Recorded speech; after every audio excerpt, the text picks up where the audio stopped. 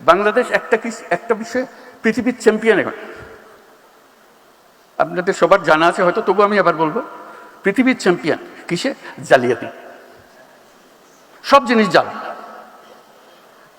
বহু দেশ আমাদের পাসপোর্ট গ্রহণ করে না, ভিসা জাল, পাসপোর্ট জাল। আপনারা নিশ্চয় পত্রিকায় দেখেছেন আমেরিকান ভিসা জাল। এটা একটা জালিয়াতের কারখানা বানাইছে। আমরা, আমাদের বুদ্ধি আছে, না হলে জালিয়াতি করতে পারতাম না, কিন্তু খারাপ কাজে লাগাচ্ছে।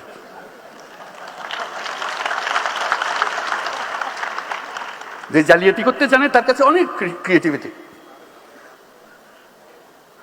আমি মধ্যপ্রাচ্যের একটা রাষ্ট্রের মন্ত্রীর সঙ্গে আলাপ করছিলাম। তারা বহুদিন ধরে আমাদেরকে প্রবেশাধিকার দিচ্ছে না।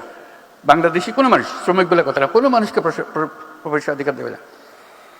এমনকি আমি যেটা তাদেরকে বোঝানোর চেষ্টা করার জন্য সর্বনিম্ন, আমাদের যে মেরিনার, যারা জাহাজ চালায় দুনিয়াতে, should be proud of them. They are leading the industry.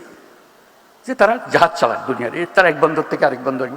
সেই উপলক্ষে তাদেরকে ওই দেশের বন্দরে যখন জাহাজ আছে তখন কয়েকদিনের জন্য তারা ছুটি পায়, শহরে গিয়ে একটা ঘোরাফেরা করে আসা যাওয়া করতে পারে, জাহাজ ছেড়ে স্থলে আসতে পারে।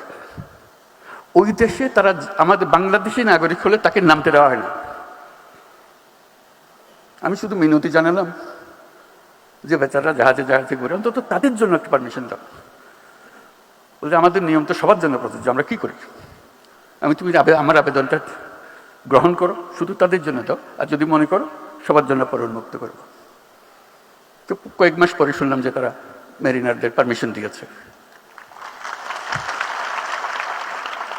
একটা দুটো দেশ না, লম্বা লিস্টি যাদের দেশে আমাদের প্রবেশাধিকার নাই। ওই মন্ত্রী যার সঙ্গে আমি মেরিনার নিয়ে আলাপ করলাম, সে বলল যে দেখেন আপনি বন্ধু মানুষ, আপনাকে পুরো জিনিসটা আমি বোঝাবো। আমি তো বোঝাবো। বলতে আমি নিজে গেছি, এই যখন তারা আসে দেখার জন্য যে বাংলাদেশিরা রিজেক্টেড হয়ে যাচ্ছে কেন, তো নানাজনের কাগজপত্র দেখালো, শিক্ষার সার্টিফিকেট ভুল, জালিয়াত। বলছে একজন মহিলা, সে আসছে এখানে ডাক্তার হয়ে, তার ভিসা হলো ডাক্তারের ভিসা।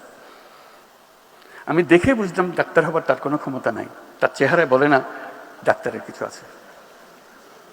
তা আমি জিজ্ঞেস করলাম আপনি কোন মেডিকেল থেকে পাস করেছেন?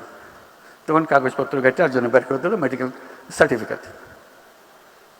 তো স্টাফরা বললো স্যার এটা জাল, এটা ভুয়া। বাকি সমস্ত সার্টিফিকেট তার জাল। সে বললো যে আমার অ্যাসেসমেন্টে সবদ কাজ যেটা শেষ পর্যন্ত করবে, আমি ঢুকতে পারমিশন দিলে সে গৃহকর্মী হবে, কিন্তু নিয়ে এসছে ডাক্তারের সার্টিফিকেট। কি হবে আমাদের? এই প্রযুক্তির কথা বলছি যে এই প্রযুক্তি সে জালিয়াতির কাজে লাগাবে। যদি না আমরা আগের থেকে আমাদের নিজেদের সংশোধন করি, এই গোড়াগুলো কেটে দিই। হাজারে হাজারে মানুষ, নানা ভুয়া, সবকিছু ভুয়া, পারমিশন ভুয়া, ব্যাংক সার্টিফিকেট ভুয়া, এবং আমরা ইস্যু করছি সেগুলো, এবং জেনুইনলি ইস্যু করছি। যেখান থেকে যাওয়ার কথা সেখান থেকে ইস্যু করছি পয়সা। কাজেই আমাদেরকে প্রযুক্তিতে আসতে হলে ন্যায্য জিনিস নিয়ে আসতে হবে। জালিয়াতির কারখানা, এই দেশ জালিয়াতির কারখানা হবে না, হবে না, হবে না। এটাকে আমরা করতে চাই না। আমরা নিজ গুণে দেশে সারা দুনিয়াতে মাথা উঁচু করে চলতে চাই, এবং সেই সামর্থ্য আমাদের আছে। আজকে এই প্রযুক্তির বৈঠকে আমরা সেইভাবে মন ঠিক করি যে আমরা জালিয়াতি থেকে বেরিয়ে আসবো।